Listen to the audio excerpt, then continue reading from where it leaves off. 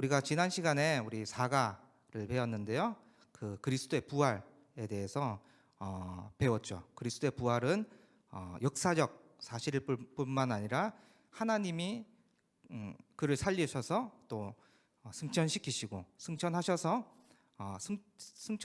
유익이 있는데 그것은 성령을 보내주셔서 그 제자들이 성령 받고 360도 이제 변화된 그 승천하신 내용에 대해서 살폈고, 네, 오늘은 믿음 파트입니다. 믿음에 대해서 우리가 볼 텐데요. 오늘 또 그 유인물에 나와 있는 본문을 한번 읽고 차근차근 서로 나누기를 원하는데요. 우리 로마서 3장 25절부터 28절 말씀 읽고, 그 다음에 이어서 갈라디아서 2장 16절 말씀까지 우리 한 목소리 한번 읽어볼까요? 로마서부터 한번 25절부터 우리 28절까지 한 목소리를 읽겠습니다. 시작. 이 예수를 하나님이 그의 피로써 믿음으로 말미암는 화목제물로 세우셨으니 이는 하나님께서 길이 참으시는 중에 전에 지은 죄를 간과하심으로 자기의 의로우심을 나타내려 하심이니 이때에 자기의 의로우심을 나타내사 자기도 의로우시며 또한 예수 믿는 자를 의롭다 하려 하심이라. 그런즉 자랑할 때가 어디냐? 있을 수가 없느니라. 무슨 법으로냐? 행위로냐? 아니라 오직 믿음의 법으로니라. 그러므로 사람이 의롭다 하심을 얻는 것은 율법의 행위에 있지 않고 믿음으로 되는 줄 우리가 인정하노라. 아멘. 갈라디아서 말씀도 한 목소리를 읽겠습니다. 사람이 의롭게 되는 것은 율법의 행위로 말미암음이 아니요 오직 예수 그리스도를 믿음으로 말미암는 줄 알므로 우리도 그리스도 예수를 믿나니 이는 우리가 율법의 행위로서가 아니고 그리스도를 믿음으로써 의롭다함을 얻으려 함이라. 율법의 행위로서 의롭다함을 얻을 육체가 없느니라. 아멘. 네. 유인물의 내용도 이제 다루겠지만 추가적으로 이렇게 설명하는 것은 귀로 들으면서 이해하시면 될 것 같아요. 네, 하나님 나라, 하나님께서 창세기에 태초에 하나님께서 천지를 창조하시니라. 근데 그 창조는 완전한 하나님 나라였죠.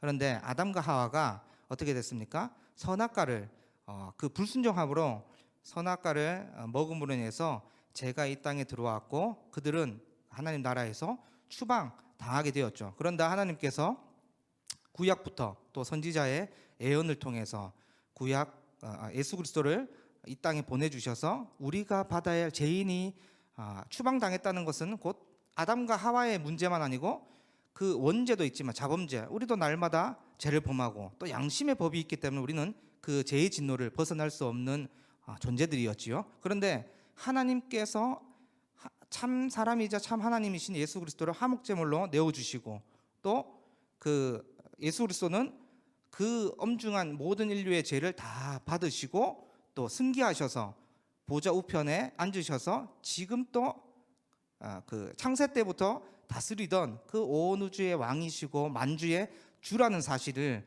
우리가 배웠었죠. 그래서 그 하나님 나라는 여러분 거룩한 자만이 거할 수 있는 살아갈 수 있는 세상이다라는 개념을 우리가 익혀야 되는데요.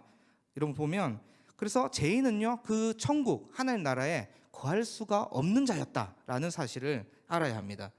아담과 하와가 여러분 죄를 범했던 내용을 우리가 떠올려 보면 선악과를 먹은 거잖아요. 단 한 개의 실수였지만 하나님 나라에 추방당했을 뿐만 아니라 죄의 진노와 저주가 이 땅에 임하게 되었죠. 그래서 생각해 보면 뭐 그 선악과 열매 나무를 뽑은 것도 아니고 두 가지 세 가지 죄를 범한 것도 아니고 단 한 가지 선악과를 먹지 말라는 그 하나님의 명령에 불순종했을 뿐인데 어떻게 되었습니까? 하나님 나라에서 추방당했어요.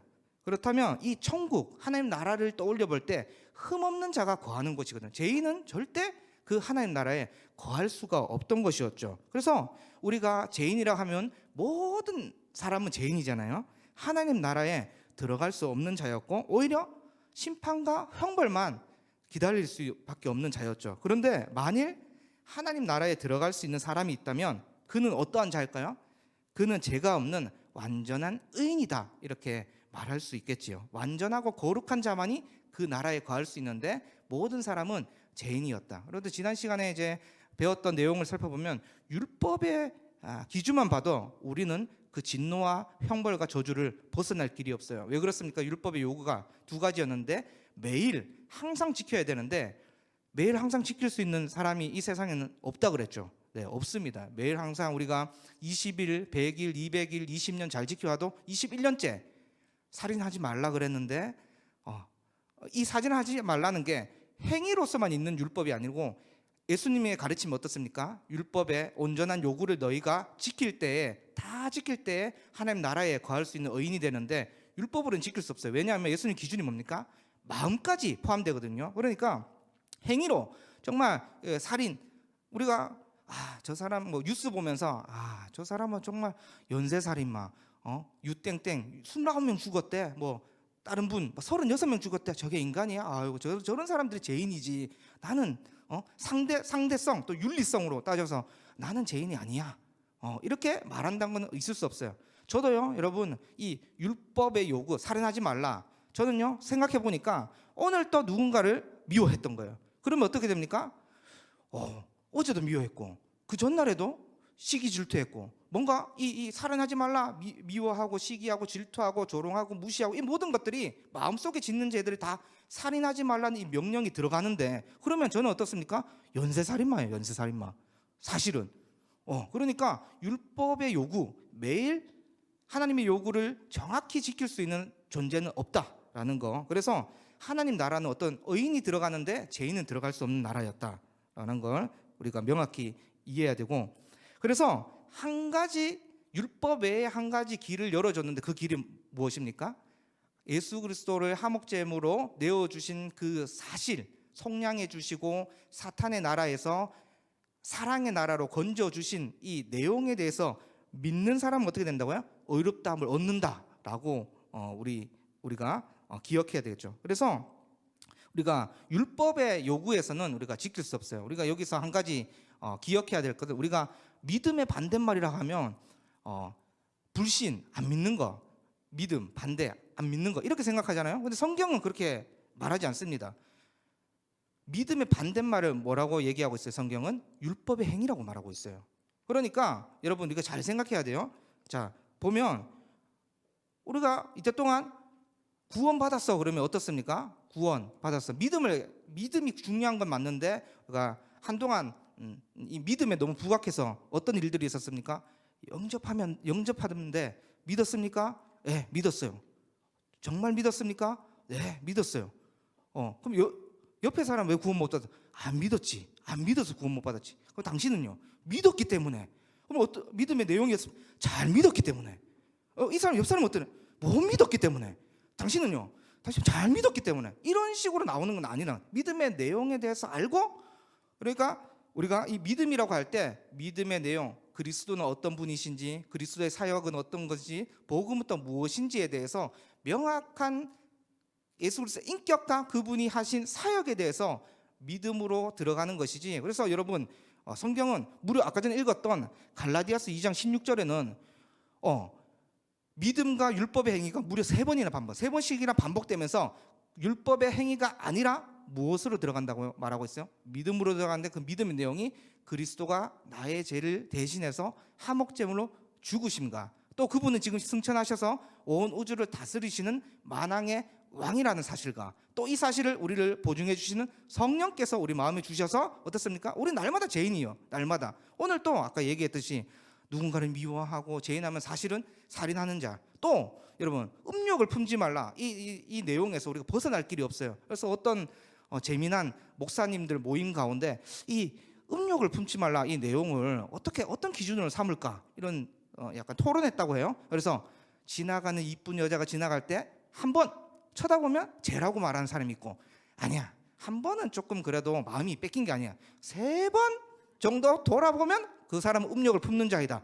아니에요 여러분. 마음속에 이미 그 여인에 대한 생각을 가지면 음욕을 품는 거거든요. 그러니까 율법의 기준으로 봐서는 우리는 벗어날 길이 없지요. 다 죄인이고 죄인이 꼴 더 중요한 건 죄인이 꼴 뭐라고 했습니까? 우리 머리 위에 형벌과 진노가 놓였던 자였다. 그러니까 우리 속에는 우리 스스로 구원할 수 있는 희망이 없던 자였다라는 사실을 기억하는 것이 굉장히 중요한 요소죠. 그래서 완전한 거룩을 요구하시 하나님께서 그 하나님 나라에 들어가는 자는 완전한 거룩한 자를 요구하신다. 그런데 죄인은 들어갈 수 없다. 이 사실 이해해 주시고, 또 죄인은, 그런데 오늘 성경에서 로마서랑 갈라디아서 말씀을 다루니까 어떻게 얘기하고 있어요? 믿음으로 들어간다고 하는데, 믿음이 여러분 방도예요. 그러니까 구원에 들어가는 방도인데, 그래서 우리가 잘 믿었지, 우리가 믿었기 때문에 이렇게 얘기하는가, 이렇게 고백하는 것보다 더 성경적인 메시지는 어떤 고백일까요? 그리스도의 은혜로 말미암아 내가 구원받았습니다.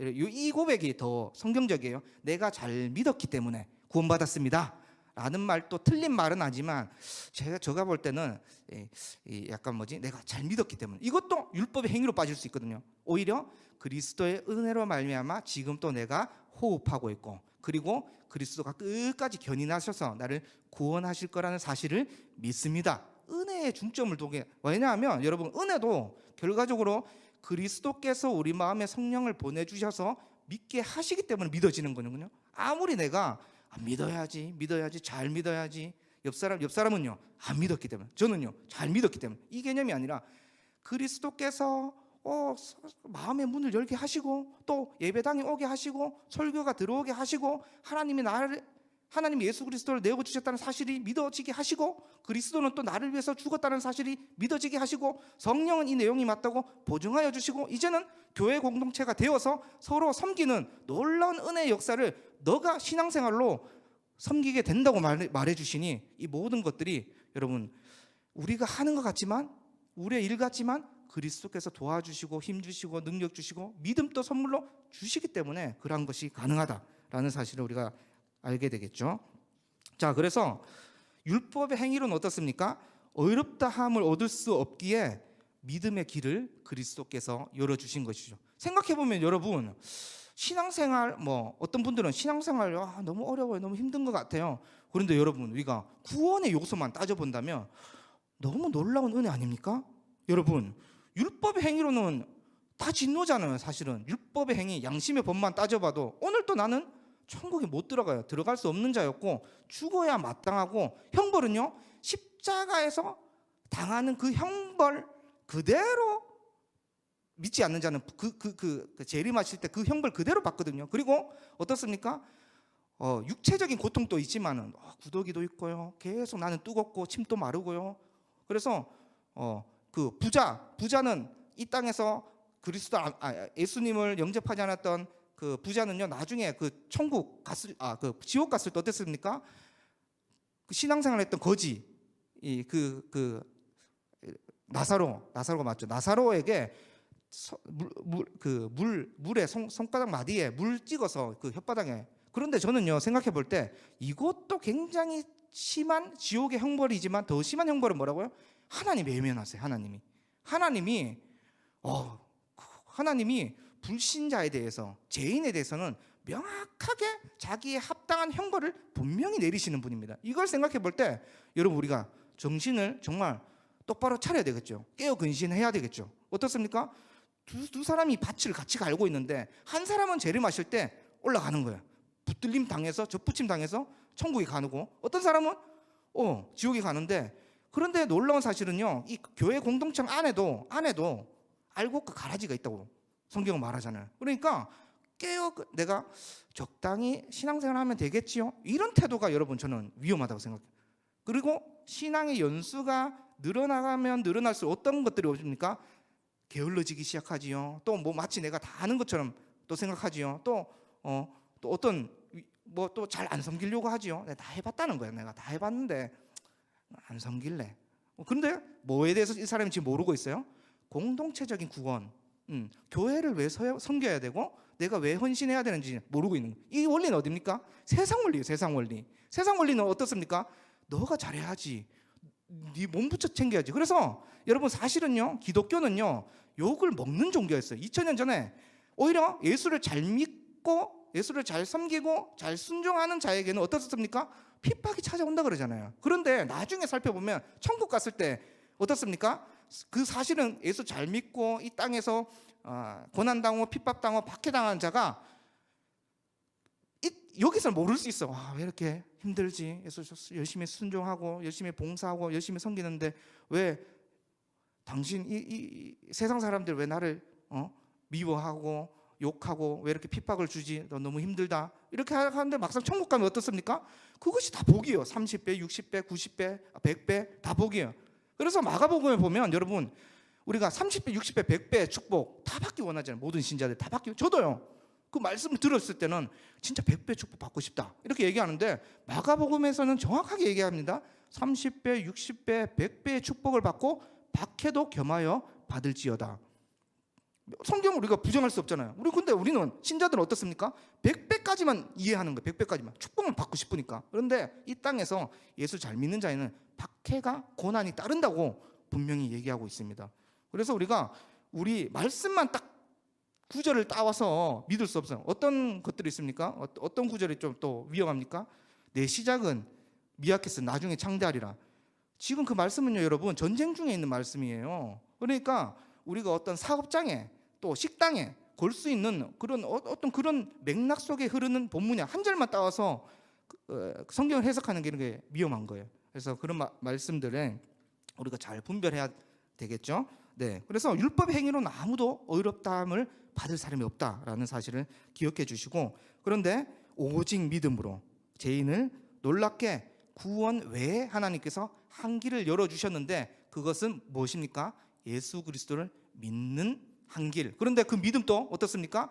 하나님께서 다 주셨다. 그러니까 우리가 잘 믿었다 주장하지 말라는 거예요. 우리가 잘 믿었다. 왜? 그것도 율법의 행위로 빠진다면 또 오늘 또 죄를 짓는 거기 때문에 하나님 은혜로 말미암아서 내가 구원받았다. 하나님이 내어주신 화목제물 대신 예수 그리스도로 말미암아서 내가 구원받았다라고 생각하는 것이 좋겠죠. 그래서 이 믿음에 대해서 감사하면 어떤 일이 발생할까요? 어떤 일이 발생할까요?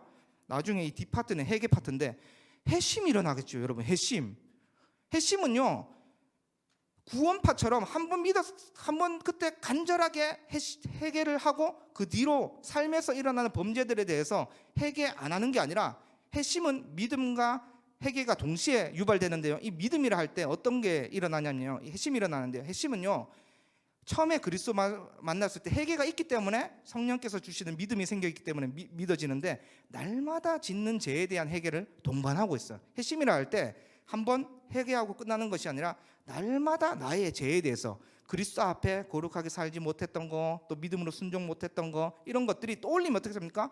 나올 수밖에 없어요. 왜? 믿음도 내가 선물로 받았기 때문에 어떻습니까? 참된 신자는 어떻습니까? 그 구원을 떠올리고, 내가 천국에 하나님 나라에 거할 수 없는 자인데 율법의 한 길을 제시해 주셨는데 이 제시한 길을 믿음으로 말미암아 우리가 천국에 거하게 되었다면 어떻습니까?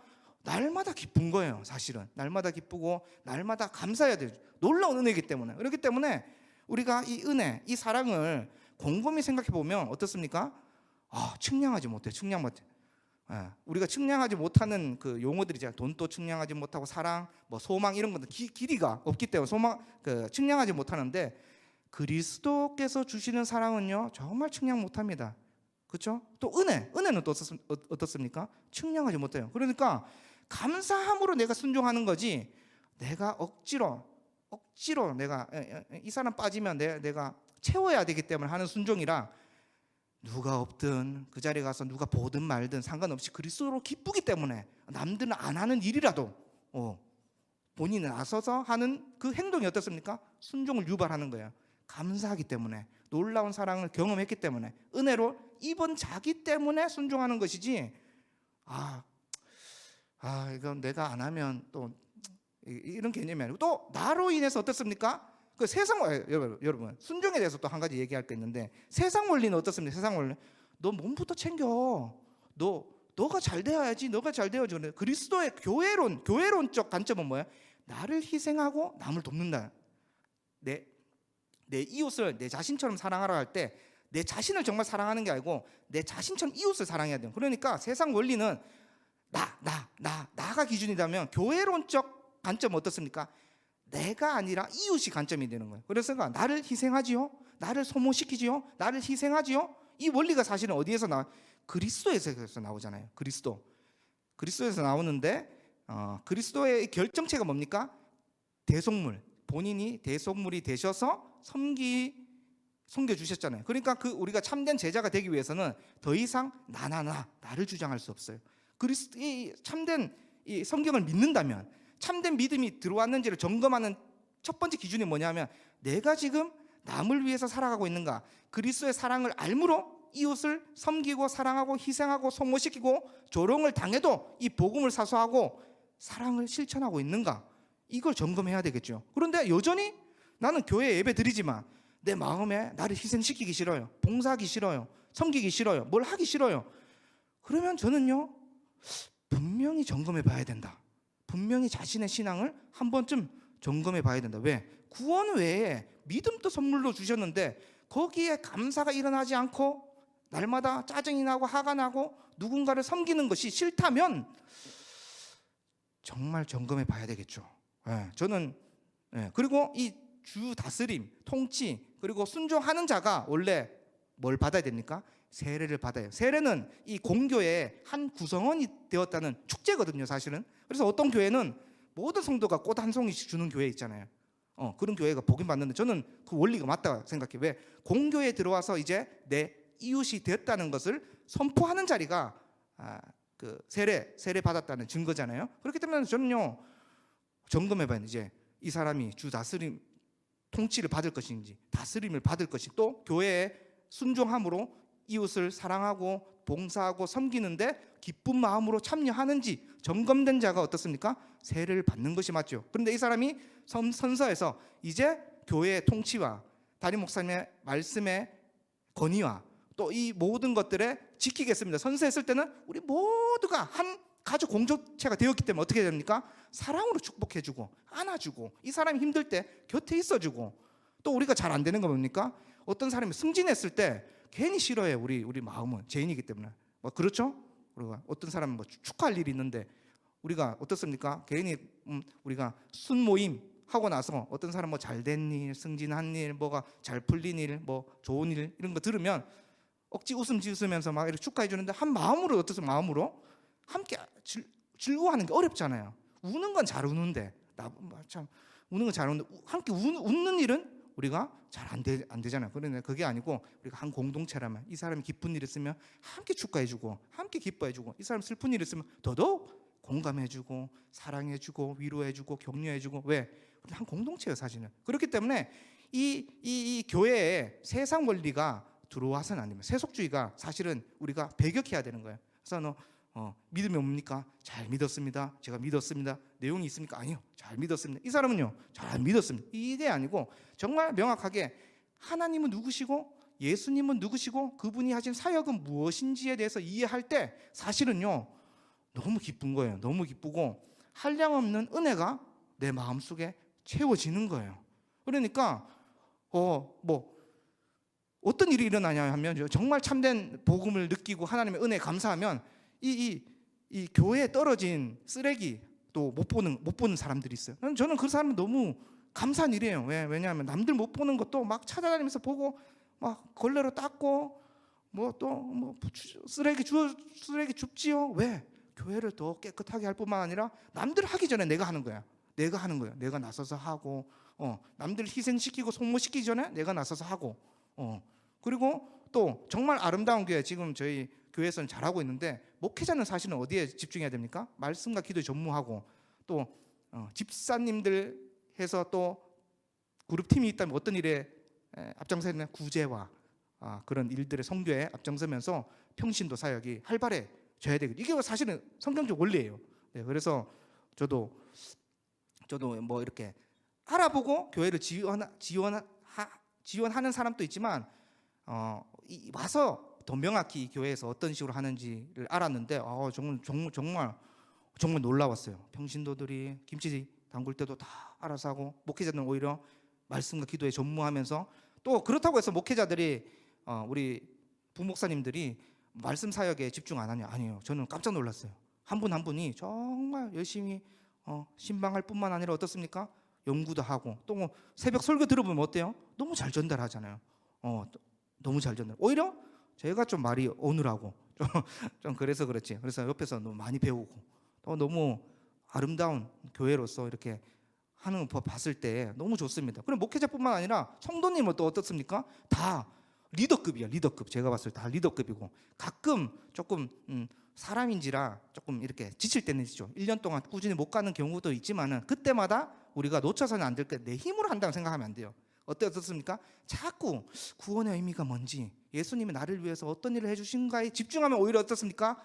딱 목사님, 제가 그 생각을 내려놓고 다시 섬기겠습니다. 어떻게 저 같은 사람, 교사로, 그 제자들이, 그 어린 학생들이 나를 교사로 대우해주고, 또 어떻습니까? 나를 그 가르침에 복종해서 듣고, 또 인격이 변했다고 얘기하고, 그때 어떻습니까? 여러분들, 권사님들, 집사님, 너무 기쁨이 찾아와야 돼요. 아이들 한 명 변했다는 소식 듣고. 여러분들 어떤 권사님 60대 70대잖아요. 그 권사님도 아이들 한 명 가르칠 때, 아이들이 나중에 컸을 때, 아유 권사님 그때 너 너무 잘 가르쳐줘가지고 제가 이렇게 교회 안 떠나고 끝까지 붙어있을 뿐만 아니라 그리스도에 대해서 명확하게 알게 되었어요. 그 고백 들으면 어떻습니까? 여러분들이 어쩌면 하나님이 열매 맺게 해서 그 영혼을 살렸지만 디딤돌 역할을 여러분들이 한 거예요. 그러면 여러분, 정말 하늘의 상급이 계속 쌓이는 거예요. 하늘의 상급이. 그런데 우리는 이 땅에서 좀 뭔가 그 보화를 좀 찾기를 원하는데, 이 땅에서도 이 천국을, 이 땅에서 누리는 천국 보화는 뭡니까 여러분? 보화? 재물도 맞긴 맞는데, 이웃, 내 이웃, 순모임을 통해서 정말 이 사람이 나를 위해서 아끼는 마음, 내 이웃을 내 자신과 같이 사랑하는 마음을 얻을 때 어떻습니까? 천국을 누리는 거예요. 누리는 거. 말씀으로 도전받고, 또 어떻습니까? 실행을, 순종을 통해서 이 사람 옆에 있는 내 지체가 정말 내 삶을 위해서 울어주고. 그래서 저는 그 교구 사역자는 장례식 가야 되잖아요. 너무 은혜로 시작해서 은혜로 끝나는 장례식을 보면요, 정말 어떤 분은, 제가 얼마 전에 통화했을 때 한 권사님은 너무 기뻤대요. 성도들 와서 위로해 주지요. 또 코로나인데 불구하고 많이 왔어. 많이 와가지고 위로해 주지요. 또 손잡아 주지요. 또 그냥 오지 않잖아요. 또 물질을 또 전달하면서 또 위로해 주지요. 근데 그 사람은요, 만약에 가족이 몇 명 없어, 그 형제 자매가 2명, 3명밖에 없어요. 그런데 쓸쓸하고 외로운 장례식이 아니고 교회 구성원들이 다 채워져가지고 교회장으로 처음부터 끝까지 다 책임져 줄 뿐만 아니라, 어떤 분들은 첫 시작부터 끝까지 가시는 성도분들이 있어요. 그러면 그분이 어떻습니까? 마음으로 위로받을 뿐 아니라 마음속에 어느덧 이것이 천국이구나, 이 싹이 튼단 말이에요. 그러니까 이미 이만 천국을 누린다는 이 말 속에는 교회론적 관점을 피해갈 길이 없어요. 교회로, 사실은 이 교회는 어떤 역할이냐면 방주의 역할이에요. 방주의. 예수 그리스도가 반석 위에 세운 것이 신약 시대의 교회라고 하기 때문에, 우리는 교회를 바라보면서 실망하는 교회들도 있지만, 실망하지만 끊임없이 어떻게 됩니까? 소망해야 돼요. 교회를 바라보면서 끊임없이 소망하고 그리스도를 바라보고, 그리스도를 바라봤다면 또 어떻게 됐습니까? 옆에 있는 지체를 사랑하고 희생하고 소모하고 아껴주고 또 표현하고, 그러면 어떻습니까? 교회가 더 풍성해지겠죠. 그러면 사실 그리스도가 재림했을 때 훅 이 땅에 왔을 때 어떤 일이 일어날까요? 그냥 자연스럽게 하늘나라 가는 거예요. 이 땅에 정말 호호하하 웃고 울고, 정말 교회론적 관점으로 공동체가 방주 역할을 하면서 기쁨으로 누리다가, 그날 왔을 때 평가받을 때는 어떻습니까? 이 사람이 그리스도의 옷을 입었냐 안 입었냐고 평가받겠지만, 또 이 사람이 하나님 사랑을 통해서 이 옷을 사랑했기 때문에 교회론적 관점에서 자연스럽게 우리가 불려 올라가는 거예요. 어떤 대환란이 막 일어나는 것이 아니고, 이거는 또 종말론적 관점이 목회자들마다 다를 수 있는데, 저는 그건 자연스럽게 임한다고 생각하는 사람이기 때문에, 그때 어떻게 됩니까? 그리스도 오면 이 땅에서 잘 살고 있다가 그냥 부르심 받는 거예요. 그렇기 때문에 이웃을 사랑하는 자가 결국은 이 하나님을 사랑하는 자다, 이 개념. 그러니까 우리가 오늘 배워야 될 거는, 율법의 행위로는 우리가 갈 수 없는 그 길이었는데 은혜로 들어가게 되었다는 것을 계속 생각해 보세요. 계속 생각하면 여러분 똑같은 반응이 나올 거예요. 측량할 수 없잖아요. 사실은 측량할 수, 칼도 막을 수도 없고요, 천사도 막을 수도 없고요, 또 심지어 그게 9가지 표현이 되었는데 다 무서운 것들이고 다 막을 수 있는 거라고 생각하지만, 그리스도의 사랑을 막을 수 없다고 로마서 8장에 분명히 얘기하잖아요. 그래서 여러분들이 꼭 그 사랑과 은혜를 꼭 기억해 주셨으면 좋겠습니다. 그럼 믿음은 무엇을 믿는가? 아까 얘기했듯이 예수님의 인격, 예수님이 누구신지, 또 그분의 사역, 화목 제물이 되시고 속량, 사탄의 나라에서 우리를 의와 평강의 나라, 사랑의 아들의 나라로 구출해 주셨다고 하잖아요. 그래 구원이요, 여러분 사실은 구출의 개념도 있는 거예요. 사탄의 종로로 타던 자, 진노와 형벌밖에 없던 자를 구원해 주셔서 어디에 옮겨 주신 의와 희락과 평강의 나라로 옮겨 주셨고 사랑의 아들의 나라, 골로새서 1장의 나라로 옮겨 주셨다. 이 표현을 명확하게 우리가 기억할 필요가 있겠죠. 자, 그래서 우리가 믿음의 3요소만 우리가 조금 점검하고 핵심에 대해서 조금 나누고 오늘 좀 시간 안에 마칠 텐데요. 믿음의 3요소 우리가 잘 알다시피 뭐였습니까? 믿음의 3요소 지난주에 잠시 언급했는데 지식, 동의, 신뢰. 지식은 뭡니까? 예수님께서 우리를 위해서 어떤 사역을 하셨는지에 대해서 명확하게 아는 거예요. 그런데 우리가 어떤 분들은 대충 훑어보고 대충 이해하고 내가 지식이 자랐어, 오히려 내가 잘 믿었기 때문에, 여기서 그치는 사람이 있는데 저는요 확신합니다.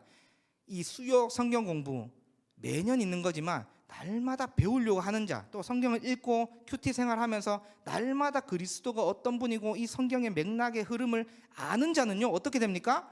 알면 알수록 은혜가 생깁니다. 이건 분명한 요소예요. 분명한 요소예요. 왜냐하면 유튜브 같은 거 찾아봐도 아내가 어떤 영국 학자도 그렇고 또 진화론자도 그렇고 와이프가 너무 이렇게 교회 다니고 하나님에 대해서 너무 신실하게 믿으니까 이 사람이 내 지식을 발휘해서 내가 믿어봐야, 내가 이 부활이 맞는지 성경책이 이게 진리인지 연구했다고 하잖아요. 근데 전부 다 돌아섰어요. 전부 다 돌아섰어요. 왜입니까? 연구하면 지식을 채우면 채울수록 어떻게 됩니까?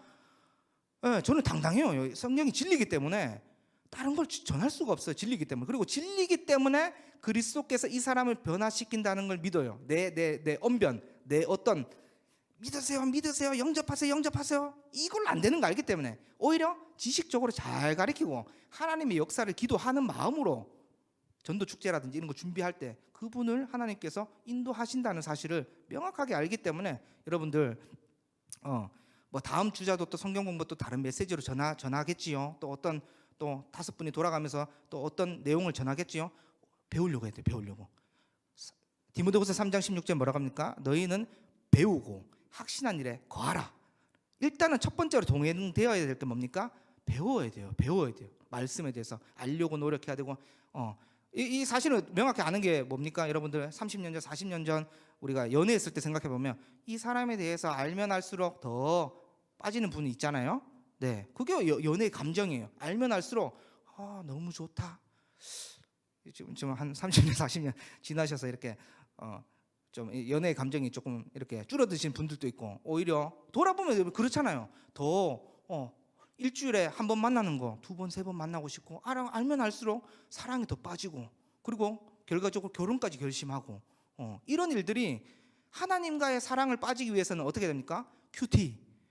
우리 하고 큐티 기도 운동 우리가 댓글 어떤 분들은 이제 좀 창피해가지고 이렇게 쓰시는 분들도 있는데 댓글도 용기 내서 한번 달아보면 또 해보면 또 이렇게 내 내용을 남들이 또 나누면서 또 이 사람은 또 이렇게 또 은혜를 나누는구나 또 보면서 또 은혜 받기도 하거든요. 그래서 그걸 나눠도 되고 또 성경을 통독 계속 읽을수록 언젠가는 한 5독 하면 그때부터는 어떤 구절이 막 떠올려요. 떠올라요. 로마서 구절이 떠올리기도 하고요. 갈라디아서 말씀이 떠올리고 이게 근데 나중에 떠올리면 어떤 게 유리해집니까? 맥락의 흐름을 이해하는데 암송은 또 도움이 되지요. 통독, 큐티, 성경 생활 날마다 수요 성경 공부 놓치지 않고 들으면 분명 유익이 있습니다. 그리고 안 오면 어떻게 됩니까? 안 오면 이 유인물을 또 직접 보고 이 자리에서 직접 느끼고 함께 은혜를 나누고 함께 기도하는 것이 좋은 거지. 나중에 나중에 하는 것도 좋지요.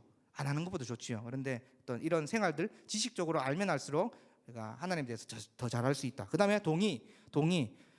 저는 당당하게 얘기했죠. 배워야 된다. 그리고 어떻습니까? 동의. 고개가 끄덕여지면 제일 중요한 게 여러분 뭡니까? 신뢰입니다. 신뢰. 그래서 예수님께서 말할 때 뭐라고 했습니까? 나를 따라오르거든. 그 말은 원어로 해석하면 나를 따르라 라는 말이거든요. 그러니까 제자가 되는 것은 예수님의 길을 고스란히 쫑쫑쫑쫑 따라가는 자가 제자인데요. 내가 동의가 됐어. 고개 끄덕끄덕거리고 목사님 설교 들어보니까 그 말이 맞는 것 같아. 또 내가 개인적으로 성경 연구해 보니까 이거 진리야. 진리인데도 불구하고 신뢰, 주님을 따라가지 않는 자들이 있어요. 저는 그러니까 믿음의 3요소라 할 때 신뢰까지 동반되는 믿음이어야 됩니다. 그러니까 예수님께서 말씀하신 대로 십자가를 지고, 왜 어떻습니까? 아침에 눈 뜨면 뭐가 자라요? 본성이 자라요. 본성이 자라고, 어떤 사람들 눈 뜨자마자 알람 잘못 맞춰서 막 알람한테 폰한테 화내고, 본성이 어떻습니까? 자고 저도 그래요. 저도 어쩔 때는 그 4시로 시계 맞춰놨는데 3시 잘못 내가 실수해가지고 3시 맞추면 나도 모르게 나도 화날 뿐 아니라 아내도 좀 같이 자고 있으니까 게임 아내도 화나고 나도 화나고. 근데 그 자신을 보면서 어떤 생각이 그때 아차 싶더라고요. 맞아, 나는 눈 뜨면 본성이 자라는 죄인이지. 그런데 이 죄인에게 뭘 자꾸 부어주세요? 하나님이 예수 그리스도가 승천하실 때 내가 승천하는 것이 너희들에게는 유익이라고 얘기했어요. 이 말을 그 밑에 구절에서는 뭐라고 얘기합니까? 성령에 대해서, 보혜사 성령에 대해서 얘기하죠. 그러니까 끊임없이 우리는 눈 뜨자마자 죄인인 거예요. 화내지요, 짜증내지요. 그런데 이 죄인의 그릇에 무엇을 담아주십니까? 성령이 은혜를 채워주시거든요. 그렇기 때문에 우리가 하나님께 순종하고 하나님께 복종하고 하나님의 명령에 즐거워하고 말씀 순종하는 생활을 하다 보면 어떻게 됩니까? 예전에 내가 어땠는데 이런 것들이 사라지는 거예요. 점점 유하여지고 사람 앞에서 더 봉사하게 되고 또 이 제자로 가는 길이 뭔지를 알게 되고, 그래서 날마다 나를 죽이는 거예요. 내 본성을 죽이는 거예요. 내 힘으로 죽이는 게 아니라 뭘로 죽이는 거예요? 성령의 도우심을 통해서 내 자신의 본성을 죽이고 하나님 말씀에 순종하겠습니다. 남을 위해서 희생하고 소모하고 사랑하고 이런 일들이 벌어지는 거예요. 세상의 기준에는 너만 주장하잖아. 너가 잘 돼야 돼. 그런데 이게 교회 이제 세속주의가 교회로까지 들어와 가지고 자꾸 그런 내용을 막 선포하기도 하고 너 아닙니다. 사실 교회의 원리는 뭡니까? 나를 남같이 사랑해주고 위하고 순종하고, 순종할 때 또 기쁨이 찾아오고 감사가 찾아오고, 이것이 성경의 원리다라는 거. 그래서 신뢰까지 나아가야 됩니다. 신뢰까지, 믿음의 3요소 신뢰까지 나아가야 된다는 걸 알아야 되고요. 그래서 믿음의 대상, 이거 분명하죠. 믿음의 대상 얘기할 때 예수 그리스도시고, 믿음의 내용은 그분이 하신 사역, 그래서 그분께서 화목제물 되셨다라는 사실과 속량, 또 승천하셔서 지금 다스림과 통치하고 계심을 명확하게 내가 믿고 있는가. 그렇다면 그 다스림을 우리가 순종한다면 어떻게 됩니까? 이웃을 자신처럼 사랑하고 옆에 사람들을 챙기고 사랑하고 순종하는 데까지 나아가야 되겠죠. 네. 그래서 여러분, 복음의 핵심이라고 할 때 이 정인교 목사님 또 하나님 나라에 대해서 얘기했지만, 이 하나님 나라의 큰 맥이 지금 흐르는 거예요. 이 성경에 나라에 대한 큰 맥이 흐르는데, 이 중심 복음의 핵심이 뭘까요? 그리스도의 부활하심과 죽으심과 부활하심. 그게 어떤 사실이면 나를 위해서 죽으셨잖아요. 나를 위해서. 그리고 그분이 부활하셔서 사망과 저주와 진노를 해결하지 못해서 어두운 데 갇혀 있는 상태가 아니라 완전히 부활하셔서 그분이 창세 전에 통치했던 것처럼 여전히 우리를 통치하고 있다는 사실을 믿고, 또 그 신약 시대에 교회를 반석 위에 세웠다는 것을 믿고, 나도 그 공동체가 되었음에 감사함으로 복종하고 순종하는 것까지 이루어야지 내가 그리스도의 제자가 맞는지 안 맞는지. 여러분들 끊임없이 한번 곰곰이 생각해 보세요. 여러분들 중에 또 반문을 제기하시는 분들이 있을 수 있어요. 목사님은 교회 사례도 받고 어떻게 보면 직장이기 때문에 그렇게 말하는 거 아니에요? 아닙니다, 여러분. 이제 사례 때문에 이렇게 순종해야 됩니다. 교회를 더 부흥시키기 위해서 순종해야 됩니다. 복종해. 아니, 성경의 메시지가 그렇잖아요. 나를 따라오는 십자가를 지고 자신을 날마다 부인하라고, 그게 참된 제자라고 명확하게 얘기하기 때문에 저는 그 내용 그대로 전하는 뿐이에요. 내가 어떻게 할 수 있는 부교육자 위시잖아요. 내가 이 교회 성장하기 위해서 아닙니다. 여러분들 봉사 잘해가지고 원활하게 돌아가게 하기 위해서 아닙니다. 여러분들 신앙의 유익을 위해서 믿음이 뭔지를 점검해야지. 어떻습니까? 내가 점검해야지. 내가 여러분 생각해보면 30년 40년 신앙생활 했는데 나중에 하나님께서 판단하실 때 땡땡땡 집사 지옥, 땡땡땡 권사 지옥. 이만큼 비참한 일이 여러분 어디 있겠어요? 저는요, 이 목사라고 자유로울 수 없어요. 신용 목사 지옥. 뭡니까 여러분? 어쩌면 저는 50년 더 이 자리에 서가지고 설교해야 되지요, 가르쳐야 되지요. 무서운 일이잖아요. 돌아보면 무서운 일이잖아요, 여러분. 그렇기 때문에 여러분들에게 간절히 이렇게 얘기하는 거예요. 믿음에 대해서 점검하고 그 내용이 뭔지 명확하게 알고 교회에 내가 헌신하고 봉사하면서 주님을 따라가는 순종하는 믿음이 있는가? 적당히 믿는 거 없어요. 적당히 믿는 것은 세상 원리예요, 여러분. 사실은 이원론적 관점이 아니라 성경은 두 가지만 길만 제시하고 있어요. 사탄의 길, 그리스도의 길, 두 가지만 제시하는데 중립선, 적당히 믿다가 나 구원받아야지, 없습니다. 그 길은 여러분. 성경은 절대 그 길이 없다고 얘기하고 있어요. 나를 위해 살아가는 자 반드시 지옥 가게 될 거예요. 왜?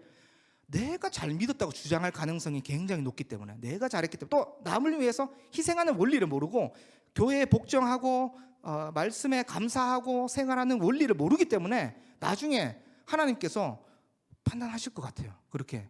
그렇기 때문에 믿음에 대해서 이 3요소하고 뒷장에 이제 우리가 핵심에 대해서 있는 내용들 여러분 꼭 살펴보면서, 핵심은 한번 핵심이 아니라 날마다 핵심이, 날마다 핵심.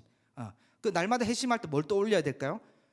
예수님과 하나님과 성령님이 나를 위해서 어떻게 했는지를 떠올리면 회개가 나올 수밖에 없어요. 회개가 나올 수밖에 없고, 이 핵심이 잘못된 거 아닙니다. 오히려 회개를 더 자주 해야 되죠, 여러분. 왜냐하면 살인하지 말라고 했을 때 남을 조금만 미워해도 살인인데, 저는 오늘 또 연쇄살인마예요. 연쇄살인마 몇 명 더 죽였어요. 지금 미워했지요, 시기했지요, 질투했지요. 목사라고 자유로울 수 없어요. 목사님도 끊임없이 어땠습니까? 내가 십자가 길로 잘 걸어가고 있는가? 십자가 길이 그렇게 좁은 길인데 오히려 재물이 나의 욕심이 되진 않았는가? 목회자들도 끊임없이 내가 제자 길로 잘 가고 있는지 성경 붙들어야 되죠. 기도해야 되죠. 순종하는 생활이 되는지를 점검해야 되죠. 그렇게 나도 점검할 뿐만 아니라 여러분들에게 그렇게 권면하는 거예요. 내가 지금 믿음의 3요소가 있는지, 신뢰하는 생활이, 순종하는 생활이 있는지, 또 핵심, 날마다 핵심을 하는 생활이 있는지를 점검해야 되겠죠. 그래서 여러분 오늘 이 내용 보고 묵상과 설교 한 페이지잖아요, 여러분. 스펄전, 튜디, 또 누구야? 네, 그 분들은 복음주의권, 개혁주의권에 여러 권의 책을 쓰신 분인데요. 읽어보면 놀라운 표현들이잖아요. 놀라운 표현들. 내 공로와 자랑과 행위로는 구원받지 못한다는 것을 자신만의 언어로 이렇게 쓴 것을 이렇게 간략히 제가 따와서 했는데, 이런 것들도 한번 묵상해보고 읽어보면서 그렇지, 율법의 행위가 아니고 한길을 제시해 줬는데 믿음인데 그 믿음조차도 선물로 주셨다. 그 값싼 복음이 아니라 값비싼 복음이죠. 사실 값비싼 복음을 내가 얻은 자이다. 그래서 여러분 이 땅에서 복을 충만히 누릴 수 있어요. 교회를 나오면 행복해지죠. 설교를 들으면 행복해지죠. 내가 봉사하면서 행복해지죠. 이미 임한 하나님 나라가 교회를 통해서 누릴 수 있는 거지. 또 나를 위해서 죽겠다는 사람이 있어요. 나도 남을 위해서 죽겠다는 사람이 있어요. 이게 세상 원리입니까? 세상은 감당치 못해요. 사실은 이 믿음의 내용을 우리가 점검할 때는. 세상은 오히려 여러분 초대교회 때 그 성도들의 모습을 보면서 박수를 쳤어요. 박수를 치고 칭송하고 계속 부흥이 일어났죠. 박해하는 사람 어떻게 박해했습니까? 실제로 죽였다. 로마 군사들이. 너 믿어? 창으로 찌르고, 너 믿는 자야? 목으로 자르고. 그런데도 날마다 숫자를 더해가고, 그 세상 사람들은 무서워 떨면서 또 교회를 칭송했어요. 왜? 내가 순교하는 것도 기쁜 일이고, 내가 남을 위해서 희생하고 소모하고 교회론적으로 사랑하고 표현하고 아껴주는 이 모습을 볼 때에, 야, 나는 예수 안 믿지만은, 야, 저 사람 어떻게 저렇게 살아가? 이러면서 교회를 칭송할 뿐만 아니라 이 교회가 더욱더 왕성해져 갔지요. 그래서 여러분, 시대가 어렵고 힘들고 더 이상 교회는 성장하지 않는다. 어떤 학자들은 지금 계속 추세가 떨어질 거다 이렇게 이야기하는데, 그런 이야기 너무 관심 갖지 말고 우리 나부터, 나는 어떤 자인지 점검하면서, 우리 교회는 또 어떤 모습인지 점검하면서, 그렇게 신앙생활하는 거 남기에 자꾸 떠올리면 어려운 얘기만 계속 들어오는 거예요. 힘들다, 어렵다, 다음 세대가 없어졌다, 그때마다 그냥 어떻게 해야 됩니까? 기도하면 되잖아요. 다른 교회, 미자리 교회를 기도해주고, 다른 목사님, 힘든 목사님 있고 선교사님 있으면 물질로 좀 후원하면서 기도하고 동참하면 되잖아요. 그 얘기 듣고 시험 들 필요는 전혀 없어요. 어떤 분은 시험 들어서 안 나온대요. 그리고 코로나 이후로 3년 동안 안 나오신 분들, 그리고 어떤 그분은 뭐 복음의 기초도 이렇게 클릭하거나 뭐 새벽 설교라든지 온라인으로 예배도 안 드릴 가능성이 높아요. 그래서 여러분 한번 나오는 것이 중요합니다. 아까 기도할 때도 어쨌든 우리 권사님이 기도한 내용 중에 우리가 두려워하지 말고 현장에 참여해서 하나님을 예배하고 이런 기도 제목들이 너무 아름답잖아요. 여러분 그래서 어쨌든 믿음을 점검할 뿐 믿음 점검되면 어떻습니까? 사실 나라와 의를 구하되 두려워하지 말라고 했잖아요. 두려움이 사라져요. 구원을 떠올리고 믿음에 감사하고 하나님의 은혜에 감사하면 어떤 일이 일어납니까? 신기하게 정말 성령님이 있는 걸 저는 느껴요. 왜입니까? 정말 막 어쩔 때 막 두려워요. 두렵고 막 성도들 줄어든다고 하고 어쩔 때는 저도 언변이 없어가지고 내가 정말 이 설교 너무 어려워하고 내가 좀 앞으로 개척해야 될지 뭐 할지 뭐 어떻게 될지 모르겠지만 그 목소리도 자기 영역에 있으면 걱정이 있지요. 염려가 있지요. 그런데 금요 예배 드리면서 또 수요 성경 공부 준비하면서 또 설교 준비하면서 구원을 떠올리면 신기하게 염려와 걱정이 싹 사라집니다, 여러분.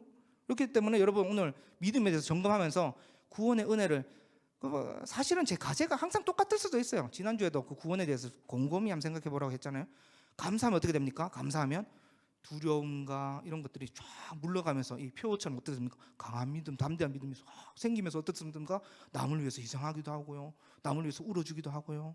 이게 교회의 모습이죠. 그래서 여러분 오늘 또 이 4페이지를 또 집에 가서도 한번 또 반복하고 뿐만 아니라 큐티 생활 또 하시고요.